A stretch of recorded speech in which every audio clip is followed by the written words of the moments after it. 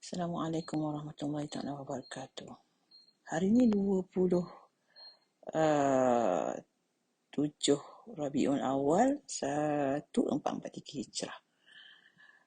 Uh, ini adalah hari ketiga dalam bulan November yang mana sudah berlalu 3 hari tarikh keramat yang dinantikan oleh semua penjawat awam lah mengenai kedudukan penjawat awam ataupun penjawat Badan Berkanun mengenai status tidak vaksinasi mereka lah. Kerana golongan ini telah dipujuk, dirayu, diugut, dibentak, ada yang dihina, ada yang dimalukan supaya mengambil juga vaksin seperti yang disarankan oleh kerajaan lah kan. Seperti yang sepatutnya. Okay? Jadi bagi orang yang tidak mahu mengambil vaksin atas apa sebab sekalipun, yang mana itu termaktub dalam perlembagaan negara, golongan ini telah diberi macam-macam tindakan yang tidak munasabah lah. Atas dasar mengatakan bahawa kalau orang yang tidak divaksin ini masuk ke sebuah organisasi, maka organisasi itu akan mengalami keadaan yang sangat dahsyat lah, sangat bahaya, sangat terancam. Mungkin bila ada orang yang tak vaksin tu masuk dalam kampus tu, contohnya kan, tiba-tiba satu kampus tu akan dilandu wabak yang sangat dahsyat, wabak COVID-19, COVID-20, Delta, Theta, Gamma, semua ada lah. Macam tu soalan-olahnya lah. Walaupun pada hakikatnya vaksinasi punya peratusan tu sangat tinggi di salah sebuah universiti tempatan lah, lebih daripada 85% sudah divaksin. Jadi selogiknya kalau Nyai tanya kepada budak kecil lah kan, kalau yang belajar biologi, yang faham prinsip inokulasi dan vaksinasi, mereka mungkin akan kata kenapa pula orang yang tidak vaksin tu ditakuti oleh orang yang divaksin? Bukankah orang yang divaksin tu sudah mempunyai suatu sistem pertahanan tubuh yang lebih kokoh daripada orang yang tidak divaksin? Tambahan pula kononnya herd immunity tu sudah dicapai kan. Tak apalah, sebenarnya ini bukanlah masa untuk mengatakan apa yang benar tapi apa yang salah. Tapi sebenarnya ia adalah lebih kepada sikap menghormati yang menjadi isu dalam konteks diskriminasi terhadap golongan yang menolak pengambilan vaksin ini. Okay, jadi sebenarnya satu yang kita kena ingat, hak kita untuk memilih adalah termaktub dan terlindung dalam perlembagaan. Itu satu.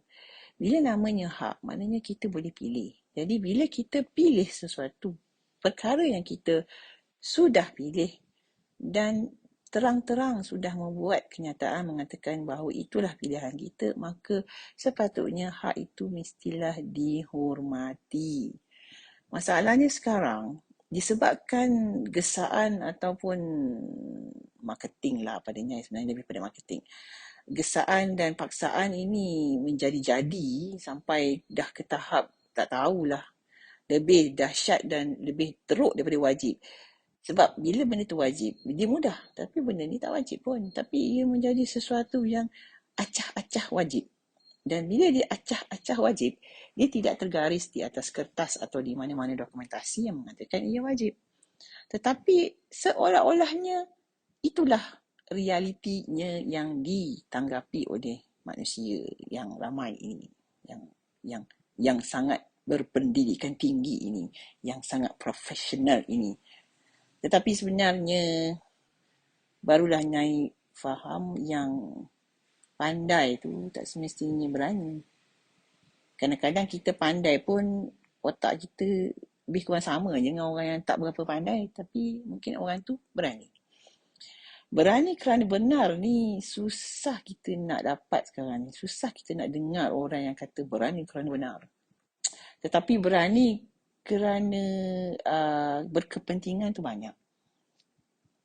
Dalam isu ketidakbolehhadiran seseorang warga kampus ataupun pelajar ataupun lecturer ataupun pegawai pelaksana, semata-mata kerana ia tidak divaksin ataupun ia belum lengkap dos vaksinasinya, itu adalah suatu benda yang karut lah. Tapi itulah, benda yang karut sekarang ni semakin dipercayai pula. Mungkin sebab agaknya benda-benda yang karut ni nampak I don't know, nampak intelligent ke, tak tahulah. Tak apa. Okey, itu satu. Jadi okey, tak apa. Yang tu kemenut tu sudah selesai sebenarnya, sebab ada satu arahan yang mengatakan bahawa surat daripada pengurusan tertinggi lah daripada kementerian yang tersebut tu mengatakan bahawa ia ada cara yang lain untuk menangani orang-orang yang tidak divaksin lagi ataupun menangguhkan vaksin ataupun menolak vaksin, iaitu dengan mengadakan ujian saringan. Dan ujian saringan ini adalah ujian yang sah di sisi undang-undang, yang bertauliah, yang mudah didapati alat penyaringannya, yang mana resultsnya ataupun datanya pun mudah difahami dan boleh dilakukan bila-bila masa pada kekerapan yang bila-bila mana pun boleh dibuat. Di sekolah pun dibuat benda yang sama. Untuk pelajar yang tidak vaksinasi, ambil saringan dan kalau negatif, masuklah. Kalau positif, bila buat apa yang patut. Macam tu. Tapi untuk sebuah institusi pengajian tinggi yang sepatutnya melahirkan graduan-graduan yang bermutu tinggi, gagal untuk memahami hakikat ni. Okey, tak apalah, mungkin gagal memahami hakikat tu sebab agaknya sebab mudah sangat kan, sebab biasanya orang-orang berpendidikan tinggi ni dia suka benda payah-payah, benda yang mudah-mudah ni dia rasa macam alah benda mudah apa hal lah. Okeylah, so kita nak payahkan sikit cerita mudah ni. Disebabkan dia menerima arahan mengatakan bahawa orang yang vaksin ni tak boleh masuk, semua benda yang berkaitan nak masuk kampus tu jadi tak boleh. Okay, ada dua isu sekarang ni kita kena faham. Satu adalah arahan. Satu adalah pelaksanaan arahan. Okay. Arahan itu berlaku disebabkan ada satu polisi atau ada satu dasar, yang mana dasar itu biasanya dibuat atas nama kepentingan banyak pihak ataupun pihak yang lebih ramai ataupun majoriti lah senang cerita, dan bergantung kepada keadaan yang tertakluk pada di mana dasar itu dibuat. Okay, polisi dengan dasar ni benda yang memang kena adalah. Kalau kita duduk dalam satu kumpulan masyarakat atau organisasi, memang kena ada polisi, itu faham. Okey, itu tak apa, itu jelas. Memang polisi kata orang yang tidak divaksinasi tidak boleh hadir atau masuk ke kampus kerana sebab-sebab yang sudah dijelaskan. Okey, tak apa, semua faham. Okey, itu tak apa. Bila namanya polisi, dia akan turun kepada orang yang menjalankan tindakan ataupun golongan pelaksana. Dan dalam kategori pelaksanaan ni akan hadirlah satu perkataan namanya operasi, okey, ataupun operation. Dalam bahasa kejuruteraan, sebabnya orang engineering kan, so kita kena guna perkataan engineering. So dalam kilang, dalam industri, kita panggil benda tu proses. Okey. Yang tadi tu polisi tu strateginya, yang pelaksanaan ni adalah prosesnya. Okay, there is a strategy, then there must be followed. It must be followed by a process or execution, senang cerita lah kalau dalam bahasa pentadbiran, execution.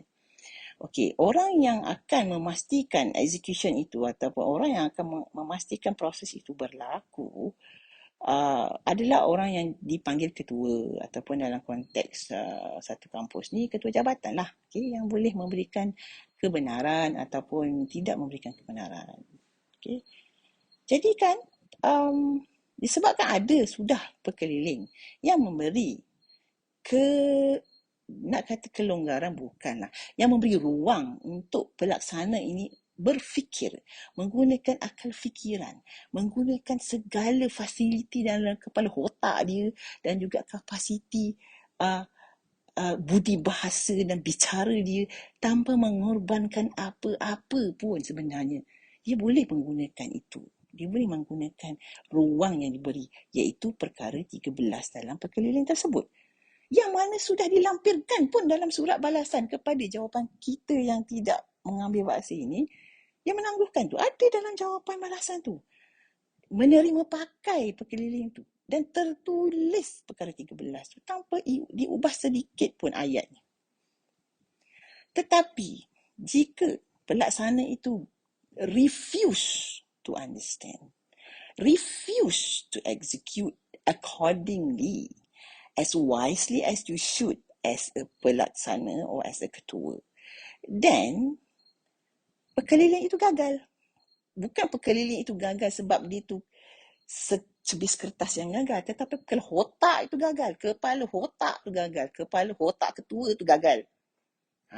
Kalau dalam bahasa orang yang mengadakan kuliah, kalau Nyai ni cikgu, depan Nyai tu ada murid-murid yang gagal faham, gagal execute. Maknanya pelajar itu tidak berfungsi sebagai seorang pelajar yang cemerlang. Sebab dia gagal memahami konsep dan konteks arahan itu. Itu adalah satu skill yang tinggi tau. Itulah dia sebenarnya kemahiran berfikir aras tinggi. Ingat budak sekolah aja ke kena didik.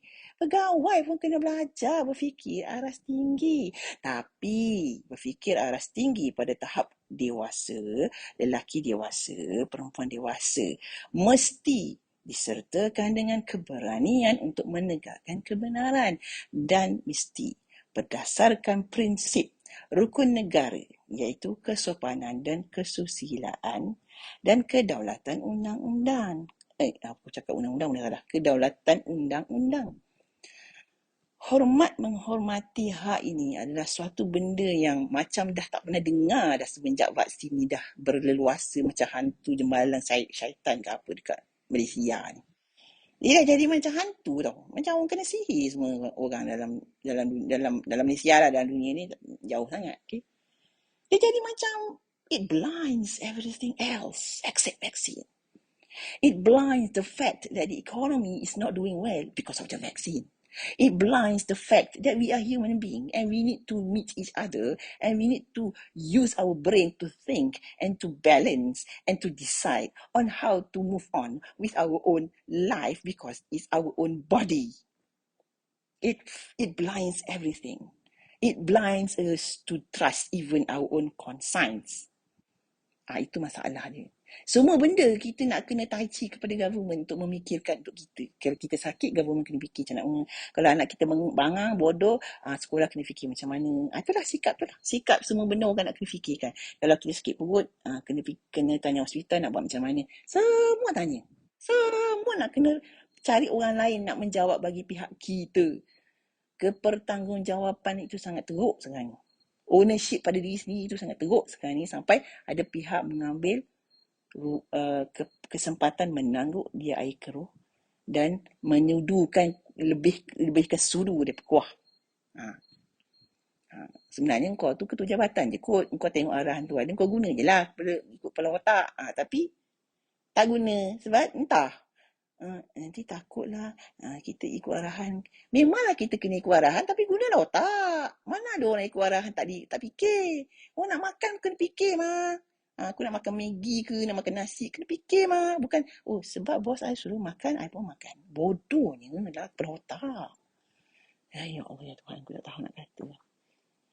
It's not about the vaccine. It's all about discrimination and it's all about respecting each other. It's about menghormati saja. Sebab benda ni hak. Bila ada hak, dia kena dihormati.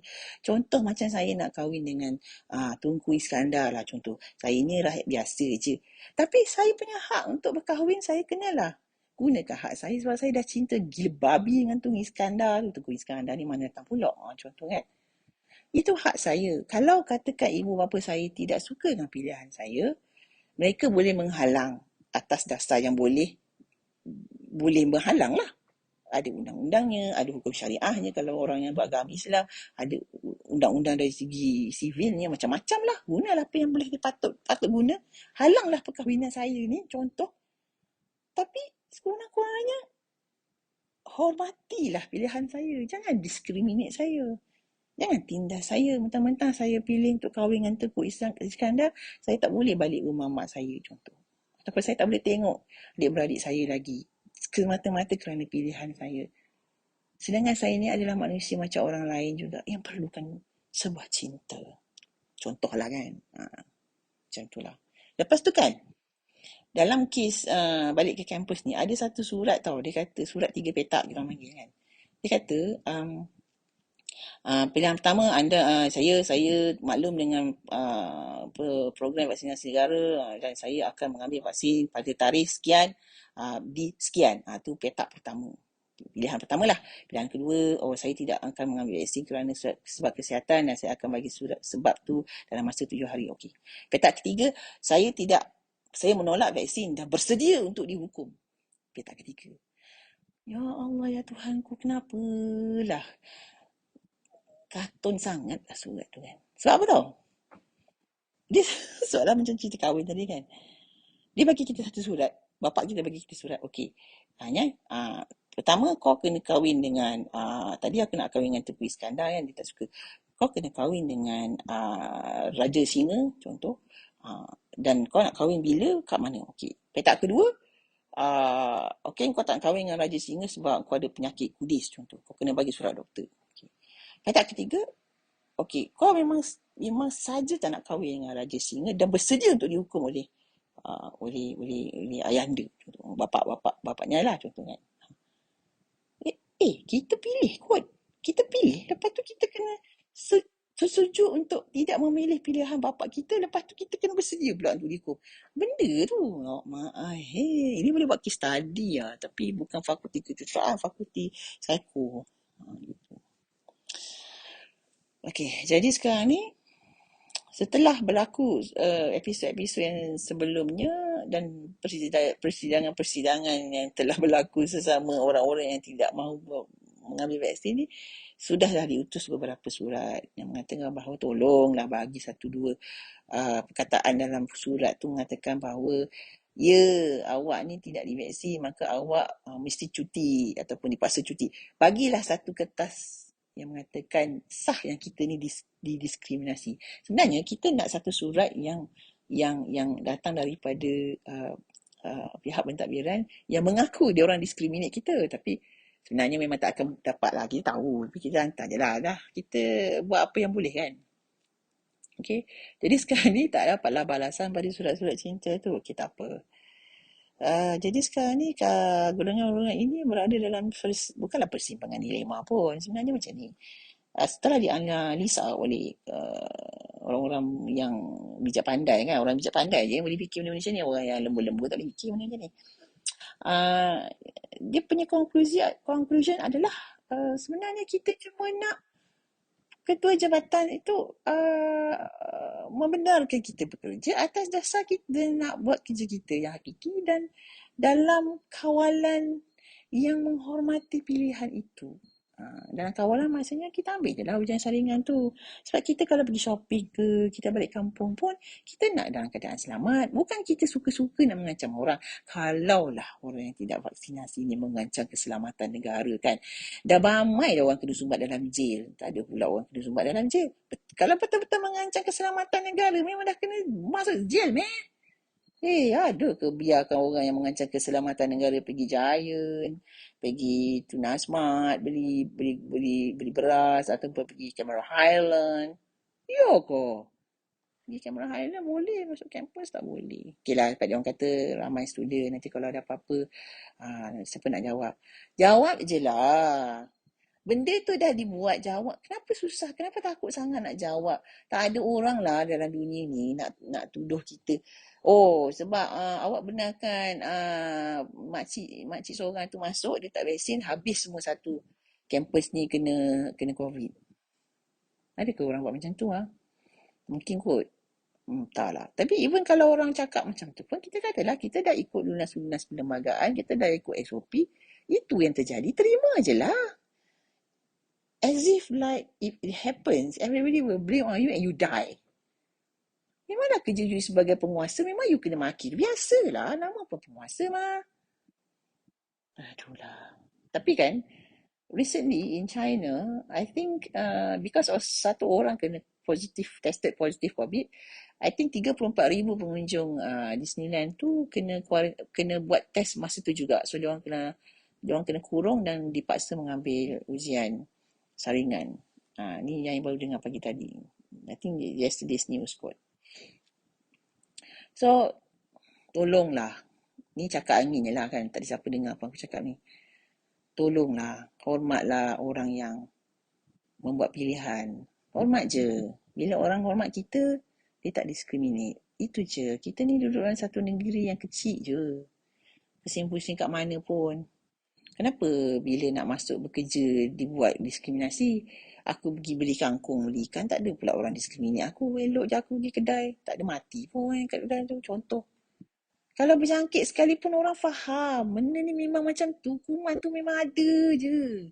Tak adanya aku keluar pagar kuman tu. Tak ada aku masuk pagar kuman tu ada. Kuman tu pun pandai juga. Dia tak bodoh lah. Oh maybe kuman tu terlampau intelligent kot. Dia hanya cari orang yang tak vaksin je. Ke mana?